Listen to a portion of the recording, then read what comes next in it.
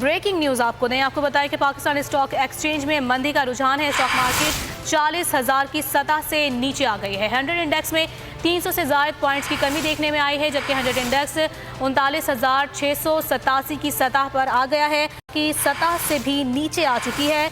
100 index में 300 से ज़ायद points की कमी देखने में आई है, जबकि 100 इंडेक्स 39,687 की सतह पर आ गया है। एक बार फिर से पाकिस्तान स्टॉक एक्सचेंज में मंदी का रुझान देखने में आया है। स्टॉक मार्केट 40,000 की सतह से नीचे आ गया है।